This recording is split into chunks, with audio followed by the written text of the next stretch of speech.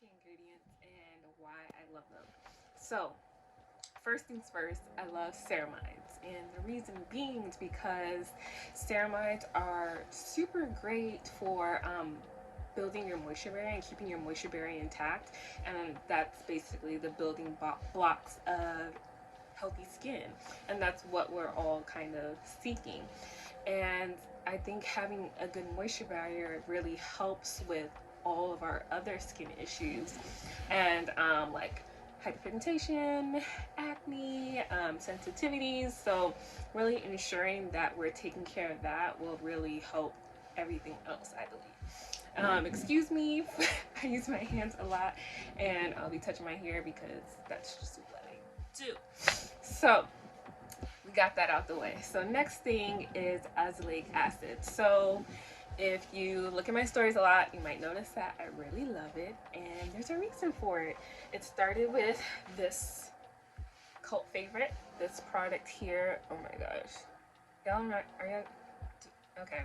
I don't know. Paula's Choice 10% Azelaic Acid Booster with licorice and salicylic acid. And that will also bring me into more of my favorite other ingredients. So, I love azelaic acid because it's really great for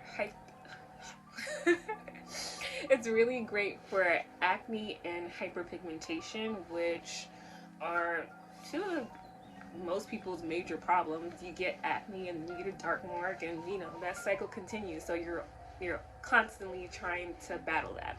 So I think that ingredient is great for it, and it's not super harsh, and it's not actually a chemical exfoliant. So it's like a whole category of its own. It's antimicrobial. It helps with my melasma, which is my main skincare concern that I've been treating. Like acne, I think I've got that down. I just have, I breakouts from time to time, but I figured out a system for that. But yeah, azelaic acid just does it all. And I just think more people should know about it because it's just really a powerful ingredient that a lot of people can tolerate, I believe.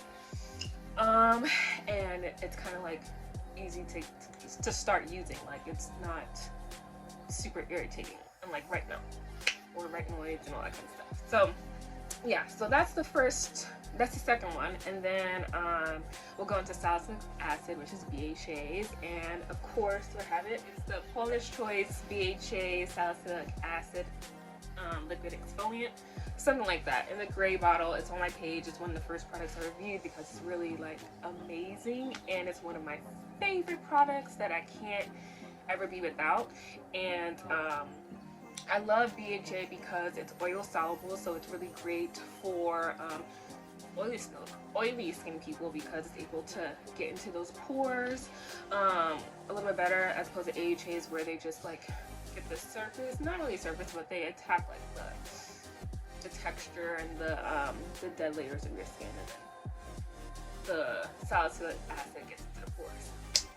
Child, I'm trying to explain it, but yeah, so I love BHA because it's really good for acne with the azelaic acid booster, which also already contains salicylic acid, so I kind of like doubled up when I use both of those products at the same time, but formulated properly, and it's a gentle formula. Anybody can use it, just like the Paula's Choice, the Benton BHA toner, the Isntree BHA toner, the Clear Skin toner. Those are all great. So I love glycolic acid, I love lactic acid, I love mandelic acid. Yeah, those are my top three.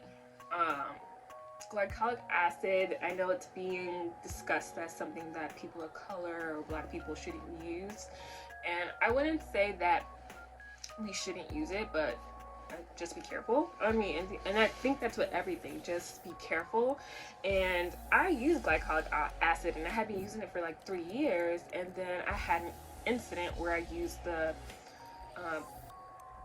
ordinary 10% AHA, BHA pill, whatever, and I've used that countless times before, but I used it at a time where my skin barrier, my moisture barrier was compromised, and I was already stressed because I wasn't doing my skincare routine. I was like, I was going through a lot, so I wasn't taking care of my skin the way I should have been, and my melasma came back, like everything just was coming back, and then using that at that time made it worse. And I was thinking like, oh, that's just gonna fix all my problems and just make it all better. And I knew better, but I didn't do better.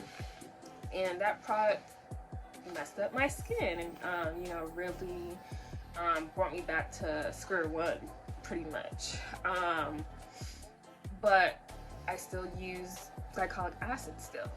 I had a bad experience with that, and I've used it before, it just wasn't the right time. So knowing when to use it, how to use it, I think that's the most important with any ingredient, and especially with chemically exfoliating. So glycolic acid I love. I also love lactic acid, and I think I love lactic and mandelic acid more because those are gentler, and yeah, they're gentler, but I love lactic acid because it has that humectant factor to it, and I usually like what it's formulated with. It's usually formulated with something milky, something like nourishing a little bit, so I love lactic acid for that. And of course I love exfoliation. I love acid. What am I using right now? I do use that Good Molecules, what is it, the 10% HA, BHA overnight exfoliant. I do really like that. I haven't talked about that on my page yet, but I do like that. I'm like drawing a blank right now, but yeah, glycolic acid, great. Lactic acid, of course, the ordinary lactic acid, that's awesome. What else? Was it Sunday Riley? Yeah, I think Sunday Riley has the lactic acid treatment. I do want to try that Biossance lactic acid treatment. So yeah, lactic acid I love. And mandelic acid is my favorite. I've really had the best experience with it, and I started off mandelic acid with the ordinary, as many people do with skincare, because it has those ingredients in like a cheap form, and just like straight up. So yeah, mandelic acid, and it's just really brightening for me, and it does it in the gentlest way because it's the biggest of the molecules of those AHAs that I've mentioned. So it's not going to penetrate as deeply, which is great for me because, it's fine. And I just like mandelic acid because it kind of works well with other ingredients too. It's not as finicky as glycolic acid for mixing other actives. So yeah, love mandelic acid for incorporating into my routine. Of course, I love the Wish Trend. I've mentioned that in my stories and my highlights. Guys, check out my highlights. Like, if you forget to check my stories one day, just go to my highlights. I save everything. Yeah, AJ's. Oh gosh, I'm getting tired. So I love Centella because, of course, it's soothing, and I think soothing ingredients are important to have in every skincare routine. A lot of products already contain it in it, so you don't need to have a dedicated product for it. But of course, the one I really enjoy is the Purito Buffet Serum, and that has peptides.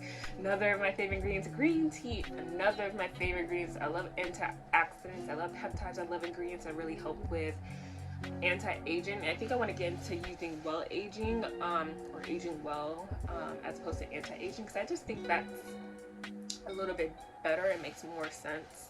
Because you can't really anti-age, you can't reverse it, but you can just facilitate it and help it go along smoothly. So that's what skincare is doing along with your healthy lifestyle. That's number one. Sleep, what you eat, that matters too. So yeah, don't want to put everything into skincare products. That's not the number one. But anyway, yeah, so that product has a lot of ingredients that I love. Peptides, green tea, Centella, those like in my top. Hyaluronic acid used to be in one of my top products or ingredients.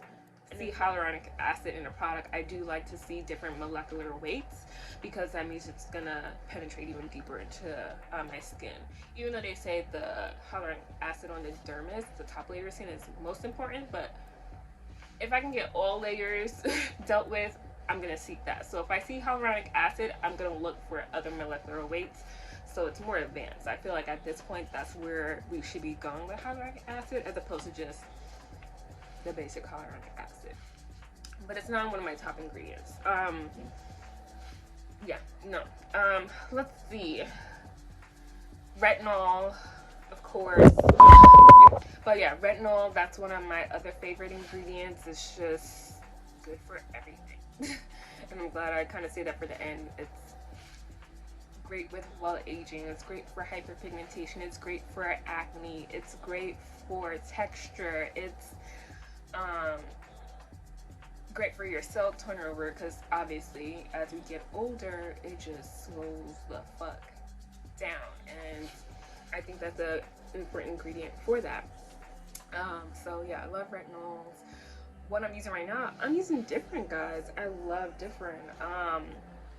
It's really effective, and it really helps keep my acne at bay. I do have breakouts here and there, and that's usually from like my hair products or things like that, or sweat more than anything, or stress. But yeah, I love different, and that's a retinoid, a adapalene, whatever. But right now it's doing me really well. And how I got into it, I started applying it once a week on top of moisturizer, and then I slowly worked my way to twice a week over top of my moisturizer, and then 3 times still over top of my moisturizer, and then eventually I got to actually leaving on my skin before moisturizer, and now I can use it a couple times a week without a moisturizer on first, just putting it directly onto my skin. So yeah, really love it. There are retinols that I love. First, the gentle something. I think that's great for everybody. That's just starting out with retinols, and also bakuchiol. And of course, I think bakuchiol is probably the first thing you should start with before going into retinoid or retinol, just so you can get your feet wet. But yeah, that's not one of my favorite ingredients. I do love ferments. I do love Tranexamic Acid. That's one of my newest favorites, and boy, I tell you, for hyperpigmentation, ladies, gentlemen, whoever's listening to this, that's really gonna help you out. And I think that if that's what you're dealing with in melasma, is one of your issues, or you just have dark spots, I can try out the faded hyperpigmentation serum by My Topicals, and so far so good. I think this is the third day. Will be the third day of me using it, and since I've used those ingredients before, I don't really have sensitivity to it. Although I am reintroducing kojic acid, it's been a little bit since I've used that, so that's probably the only new ingredient within that product that is new. So, but otherwise, I'm fine. We'll see how that goes. But yeah, love Tranexamic Acid.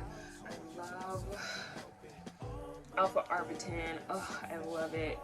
The first one I used was with The Ordinary, that ascorbic acid and alpha arbutin mix.